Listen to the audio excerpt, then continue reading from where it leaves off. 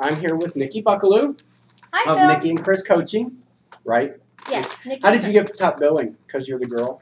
Funny story. Our real estate team was actually Chris and Nikki. Yeah. And when we went to buy the domain name for Chris and Nikki, it's not available. So we bought Nikki and Chris. Cool. I would stick with that. Yeah. So, Nikki, tell us a little bit about who you are, where you came from, and what you're doing now. Okay, sure, thanks. So who I am and where I came from. So I am currently the founder and CEO of the Seniors Real Estate Institute, and a coach and trainer with my husband Chris with Nikki and Chris Coaching. Two similar but different coaching companies that we have. One specializes in seniors real estate, obviously, the Seniors Real Estate Institute. And then our other coaching company is for business owners, entrepreneurs, and we specialize in working with realtors. Realtors. Okay, great. So, and how did you get to, where did you start? Where did you start out? Yeah. Well, I get that question a lot, actually. And I actually got my real estate license in 1991. Okay. So I was, 2 years out of high school and didn't know what I wanted to be when I grew up, and bought a house.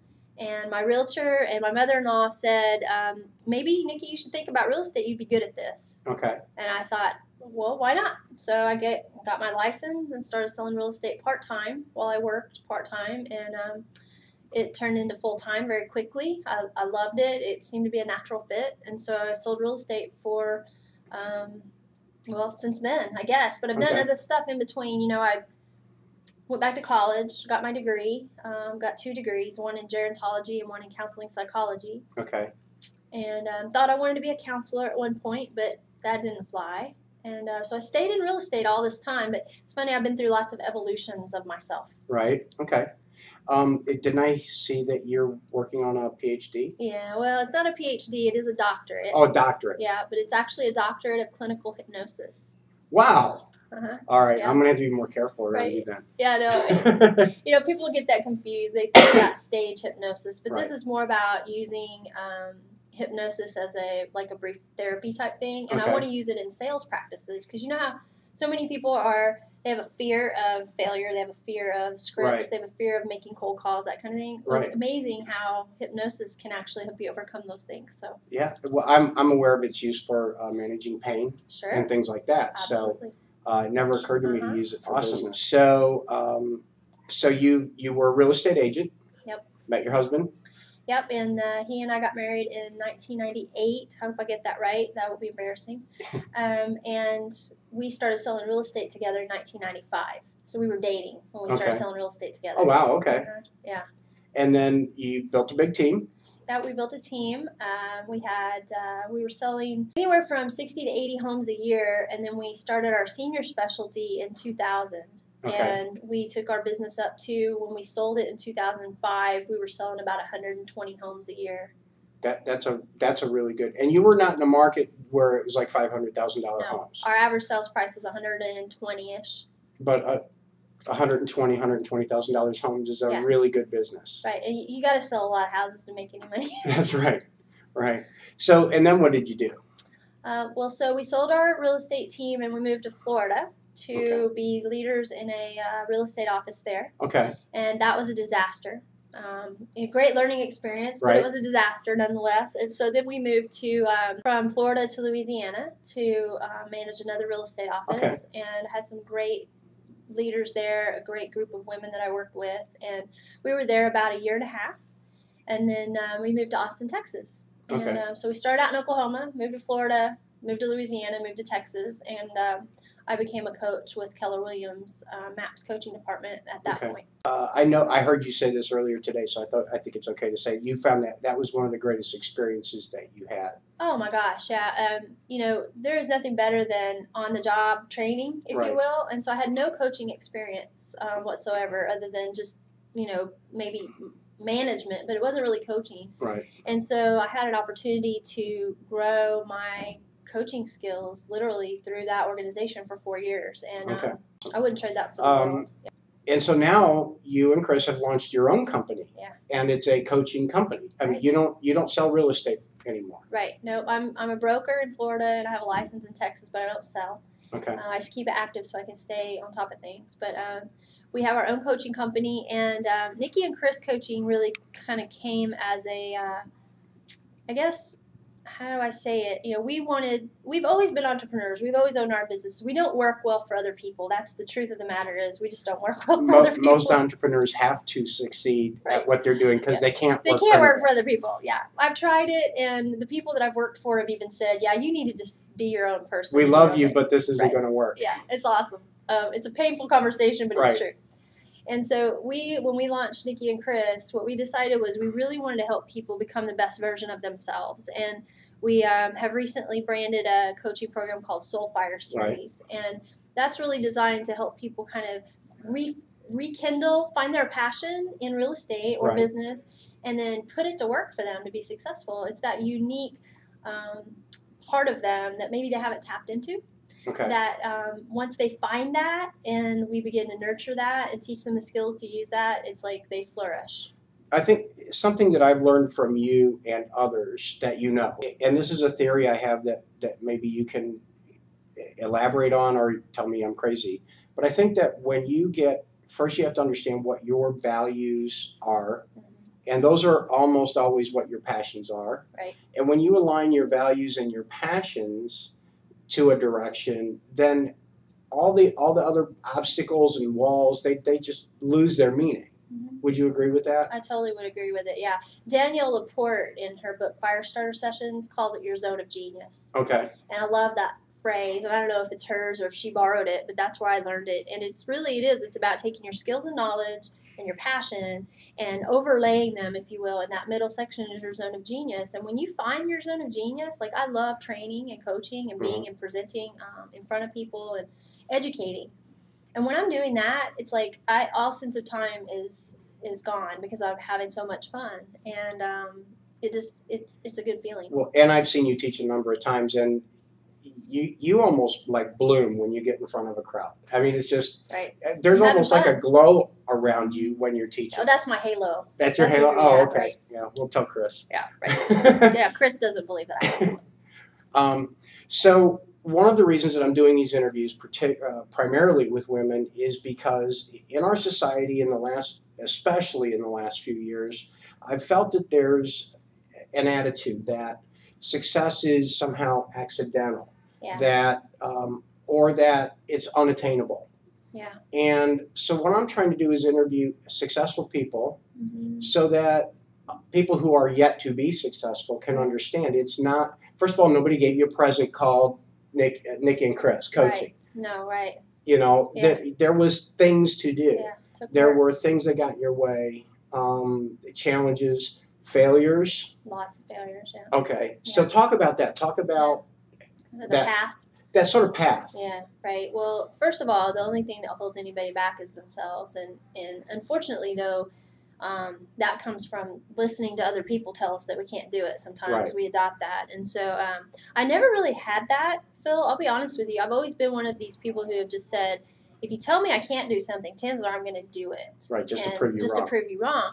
But I've also experienced a lot of people we coach who, when somebody tells them they can't do it, they go, oh, well, then maybe I should do something else. And they constantly are doing this. But the fact of the matter is, this whole, I think it's cliche now, failing forward, it really is the reality of it. I mean, you know, I said evolutions, and really what evolutions of myself means is failures and successes and failures and successes. Right. And I was telling the class, I think today, I got my master's degree in counseling and decided I was going to be a counselor. So I rented office space, and I got the furniture, and I got the stuff on the wall, and I had everything all set up, and it was awful. I had no clients, and I was like, why would I go see this person? She's brand new. She doesn't know what she's doing.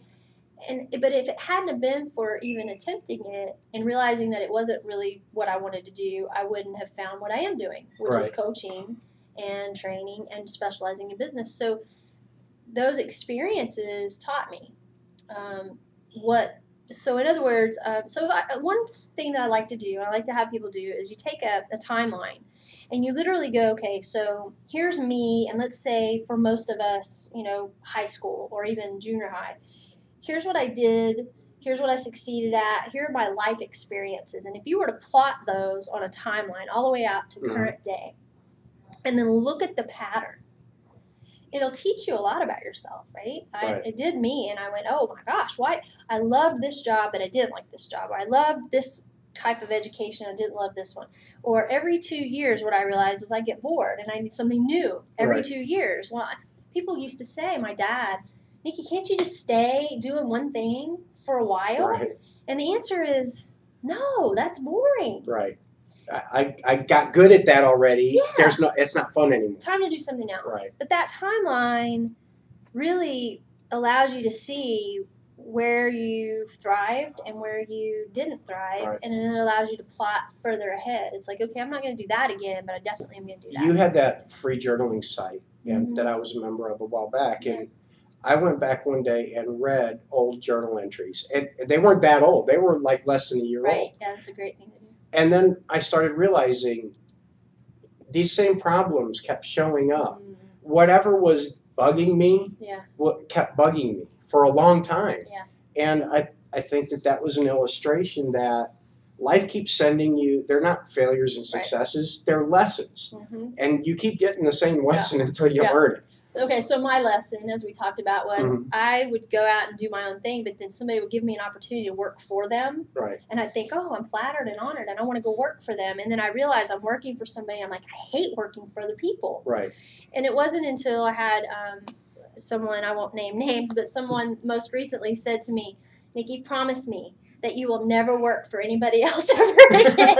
And I said, I promise. Well, but as an entrepreneur with clients, and right now your clients are coaching clients, and in the past they were buyers and sellers, you are working for somebody. You just get to choose who that person is, and it's a short-term relationship. Right. Well, or usually a short-term. Yeah, and I would say it's more about the standards behind how I serve people. So I get to make the decision about how I serve them. Right.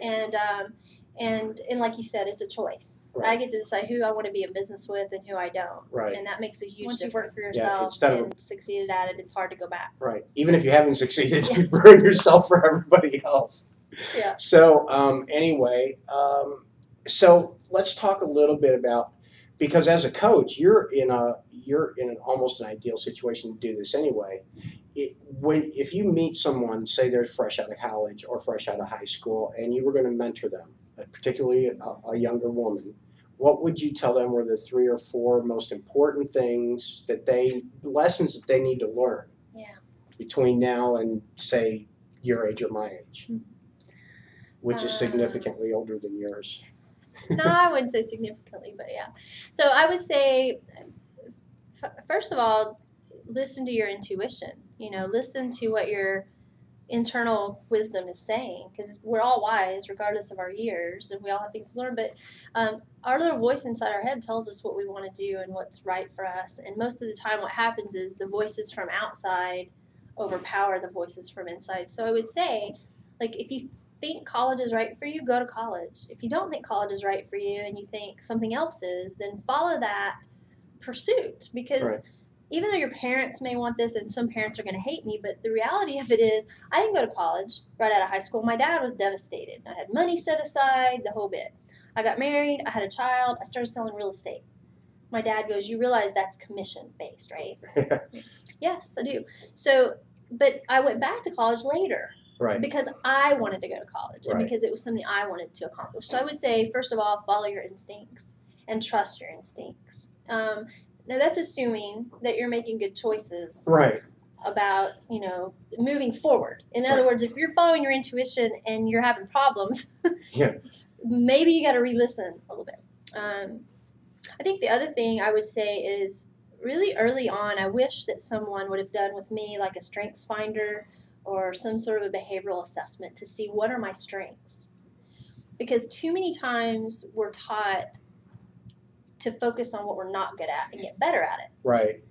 Instead of focusing on what we're really good at and doing that at a high level. Right. And so for me, I think the key is that if I'd have known back then what my strengths were, and somebody would have said to me, if these are your strengths, what could you do with these? I think I'd have known a lot earlier. Right.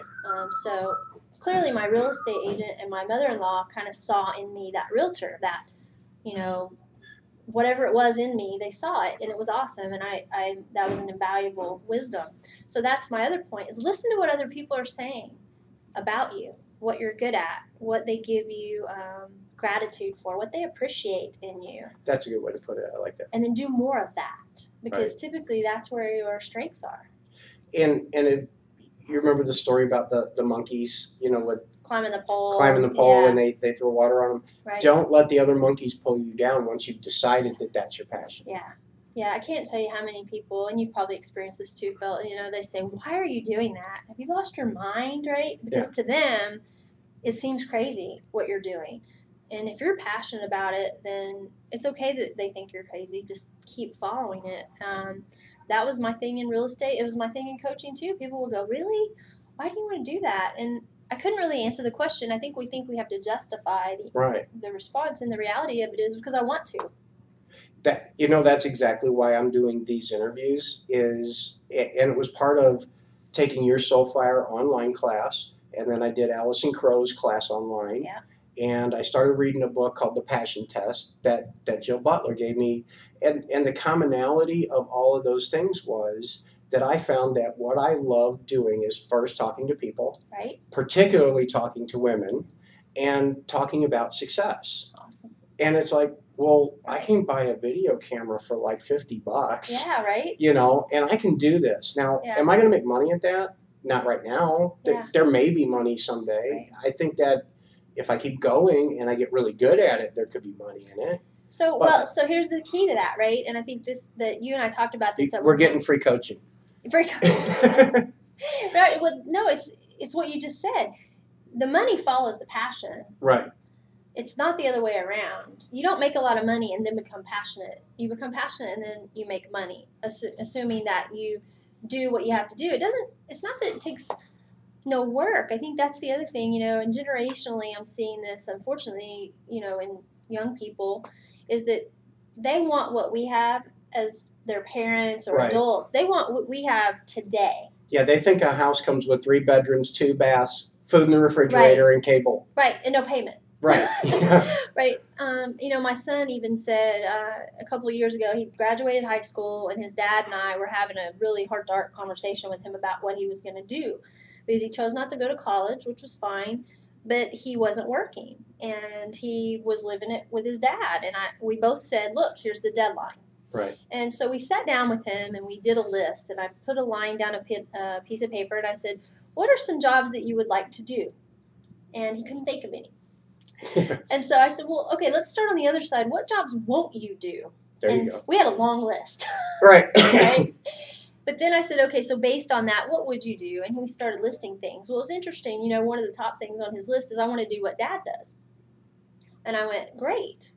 Do you want to hear where Dad started? Right. Because Dad didn't start where he is today. And some of the things that he was willing to do were kind of at the bottom of the totem pole. I said, if you start here, you can work your way up. But if you don't go to college, you're going to work your way up to here, not here. Right. And that's okay. That's up to you. But you need to know this up front.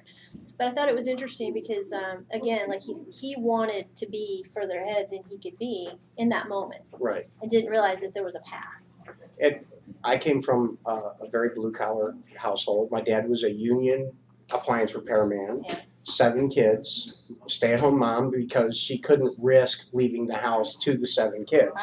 She had to stay and protect her stuff. Yeah. I think that was her main awesome. goal. But my dad had a completely different attitude. He enjoyed that he was good at what he did, but I don't think he really enjoyed doing what he had to do. Yeah. He did it because it was what was required. He had a responsibility. Right. Yeah. He had to feed the family, and that's where his self-value came from. Yeah. And if you'd have sat down and said to my dad, you have to have passion in your work, he would have laughed at you. Oh, yeah. And then he would have probably hit me. Yeah. So there is a huge generational shift. That's what I was going to say. I think there is a generation that really didn't have the choice. Right. I mean, they didn't have the option of doing what they were passionate about. There were certain jobs available, and you took them. Right. And now, though, in the internet world and this global world that we live in, really, the sky is the limit. And exactly. And by the way, jobs are not bad. I'm not slamming anybody that's in a job, because if you can work for other people and you're like my husband is awesome about being a support person. He is like, if I can see somebody else succeed and do it from behind the scenes, he's perfectly happy. If he wasn't working with you, he'd be working at a very high level for somebody else. And he was, right. Yeah, and that's kind of what, yeah, so I think that it doesn't matter what you're doing anymore, in order for you to be happy in your life, you do have to have some passion, and it may not be your job, may not be your passion. Right. You may leave your job and go kiteboarding, or you may leave your job and go cook or go paint. And if that's your passion, but you do have to have something in your life that brings you joy. I mean, you have to have something. Or you end up a very unhappy person. Crabby person. Yeah, right. Well, great. Is there anything that you wanted me to ask you about that I didn't? Think of anything. I think the last thing I really want to share is that I appreciate the fact that you are taking the time to help people learn really how to be happy. That's what you're doing. I'm like, I didn't really know what this interview would be about, but really what I understand is you're like, how can people be happy? Not just successful, but successful and happy. There's two. Well, one of the things I've learned, and that it was the hardest thing for me to learn, is that the happiness comes first and then the successful. You know, we grow up, we see TV. You know, you see the Huxtables sitting there, and she's a lawyer and he's a doctor, and they got 5 kids, and you never see either of them at work. Right. You know, nobody on TV ever goes to work, or if they're at work, they're not working. So, you know, we've put the cart before the horse. We think that I'll work maybe, kind of, and then if I get successful, then I'll be happy when. And I think it's like, no, you really have to be happy now and find ways to be happy, and then you can be successful. Yeah. And I do believe, honestly, that who you hang out with matters. Oh, absolutely. Because the people around you are going to either lift you up, or they're going to hold you back or push you down. And you know, you mentioned some women that you've interviewed, Jill and Allison and Catherine, all amazing, talented women. And when you talk to them, even if you're having a bad day, it's like you leave that conversation and you just feel lifted up. I do, yeah. And I feel that way. And so I think what I've really made an effort, and maybe this is my last tip, if you will, of the day, is to surround yourself with people who support you. Now, I don't mean support you by saying, oh, good job, when you really needed to do something different. I mean support you by telling you the good, bad, and the ugly. The truth. The truth. And loving you anyway. You know, Allison and I are good friends, and when I screw up, she doesn't mind sharing with me. Yeah, she assumes she has permission. Yeah, right. And so I think, but you have to have people like that in your life who celebrate your successes, cry with you through the failures, but are always there making sure that you get back up again. I've got a plaque on the wall I bought in New Orleans a number of years ago that reminds me of a particular friend who has actually shut me out of her life right now. But it says, a friend is a person who sees through your act and enjoys to show. Oh, wow. You know, and that I just think of her every time. It's sitting right above my bar, so I see it every night at cocktail hour. But I mean, that it's true. You know, your real friends don't tell you what's right about you when there's stuff that you need to hear. Right. Yeah. That's exactly right. Well, great. Well, thank you so much. I really appreciate it. Thanks. And thanks for taking time.